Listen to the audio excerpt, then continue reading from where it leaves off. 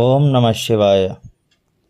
సనాతన ధర్మాన్ని ఆచరిస్తూ ఉన్న హిందూ బంధువులందరికీ కూడా ఆ పరమేశ్వరుని అనుగ్రహం కలగాలని కోరుకుంటూ కార్తీక పురాణం చెప్పుకుంటూ ఉన్నాము.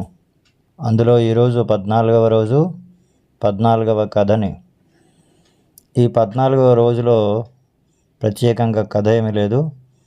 కాకపోతే కార్తీక మాసంలో ఆ యొక్క కార్తీక వ్రతంలో ఆచరించవలసినటువంటి నియమనిష్టలు, ఆ కార్తీక వ్రతం ఏ విధంగా ఆచరించాలి, ఆ రోజు ఏ ఏ దానములు చేయాలి, ఏ ఏ పనులు చేయాలి, ఏ ఏ పనులు చేయకూడదు, ఇది అంతయి కూడా ఒక కథగా ఉంటుంది. ఈ 14వ రోజులో కార్తీక మాసంలో కార్తీక వ్రతాన్ని ఆచరించలేని వారు వృషోత్సర్గము చేయడం వలన అదే ఫలితం ఉంటుంది.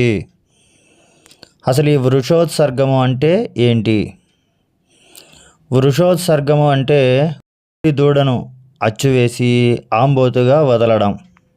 అది ఇక ఆ ఊళ్ళో స్వేచ్ఛగా సంచరిస్తూ ఉంటుంది. ఎవరు కూడా దానిని అడ్డుకోవడం, బంధించడం వంటివి చేయకూడదు.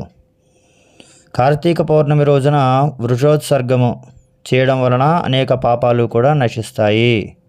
అంతేకాదు, గయాక్షేత్రంలో పితృదేవతలకి 1,000,000 సార్లు శ్రాద్ధాన్ని నిర్వహించిన ఫలితం కూడా కలుగుతుంది. అందువలన కార్తీక పౌర్ణమి రోజున అలా చేయడం మంచిదని జనక మహారాజుతో వశిష్ఠ మహర్షి చెబుతూ ఉంటాడు. ఇక కార్తీక పౌర్ణమి రోజున వివిధ రకాల ఫలాలను దానం చేయాలి. ఉసిరికాయను దానం చేసిన అనంతమైన పుణ్య ఫలితాలు చేకూరుతాయి. కార్తీకంలో ఉసిరికాయ విరివిగా దొరుకుతాయి గనుక ఉసిరికాయను దానం చేసే అవకాశాన్ని ఎలాంటి పరిస్థితుల్లోనూ వదులుకోకూడదు అని చెబుతారు. ఇక ఈ మాసంలో శివలింగం దానం చేయవచ్చును. శివలింగం దానం చేయడం వలన అనేక జన్మలుగా వెంటాడుతూ ఉన్న పాపాలు పటాపంచలవుతాయి. అనేక దోషాలు తొలగిపోతాయి. అందువలన శివలింగం దానం చేయాలి. కార్తీక మాసంలో సాధ్యమైనంత వరకు ఇతరుల ఇళ్లల్లో భోజనం చేయకపోవడమే మంచిది. శ్రాద్ధములకు భోక్తగా వెళ్ళడము, నువ్వుల దానం పట్టడం వంటివి చేయకూడదు. అలాగే వెళ్ళరాని చోట్లకు వెళ్ళడం, తినరానివి తినడం వంటివి కూడా చేయకూడదు. ఆచారం పాటించని వారి ఇంట, అపరిశుభ్రంగా ఉండేవారి ఇంట ఆహారము తీసుకోకూడదు. ఇక ఏకాదశి రోజున 2 పూటలా భోజనము చేయకూడదు. ముఖ్యముగా కంచు పాత్రలో భోజనం చేయకూడదు. ఈ మాసంలో సాధ్యమైనంత వరకు నదీ స్నానమే చేయాలి. అందుకు కుదరలేనప్పుడు చెరువుల్లో, కాలువల్లో స్నానం చేయవచ్చును. అది వీలు కాకపోతే బావి నీటిలో గంగా తీర్థంగా భావించి స్నానం చేయవలసి ఉంటుంది. ఆరోగ్యవంతులు చన్నీటి స్నానం చేయవలసి ఉంటుంది.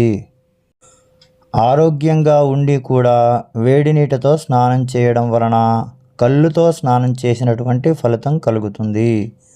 ఉదయం వేళలోనూ సాయంత్రం వేళలోనూ దైవారాధన మరవకుండా చేయాలి. పగటి నిద్రకు దూరంగా ఉంటూ శివకేశవులను ఆరాధించాలి. కార్తీక శుద్ధ చతుర్థి రోజున బ్రాహ్మణులకు భోజనం పెట్టడం వలన పితృదేవతలు సంతృప్తి చెందుతారు. కార్తీక మాసంలో ఈ విధి విధానాలు పాటించడం వలన సమస్త పాపాలు ధ్వంసమవుతాయి, ఉత్తమ గతులు కలుగుతాయి అని వశిష్ఠుడు జనక మహారాజుతో చెప్పాడు. ఓం స్వస్తి.